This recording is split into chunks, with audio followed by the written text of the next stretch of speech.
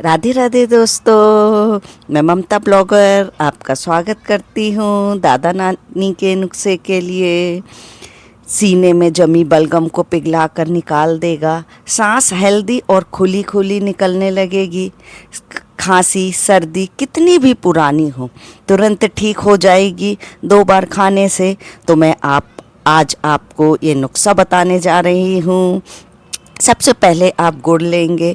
पुराना गुड़ होगा तो बहुत ही अच्छा है। आप 100 ग्राम गुड़ लेंगे। थोड़ा सा पानी गरम करेंगे।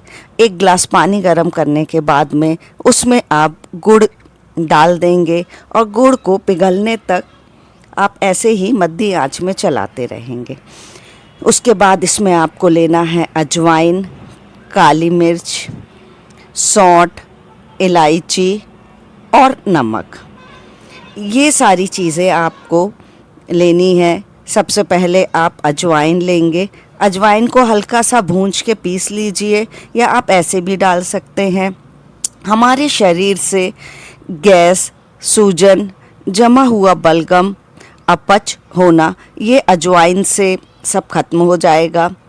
काली मिर्च शरीर में गर्मी पैदा करती है। बलगम शरीर से पिघलकर निकलने लगेगा। छाती में जमा हुआ बलगम काली मिर्च तीखा होने के कारण तोड़ देगा। और जो आप इसमें सौंठ यूज़ करेंगे, यह तत्व सबसे ज़रूरी है पेट की ठंडक के लिए, गले की जलन के लिए। सबको एक एक साथ डालना है आपको। इसके बाद आप इसमें इलायची लेंगे। इलायची, जब बाकी मसाले गर्मी पैदा करते हैं तो इलायची हल्की ठंडक पैदा करती है, गले में आराम और ताजगी लाती है। अजवाइन से थाइमोल नाम का तत्व बलगम को अंदर से काटता है, सांस की नली को खोल देता है। इसके बाद आप इसमें नमक डालेंगे।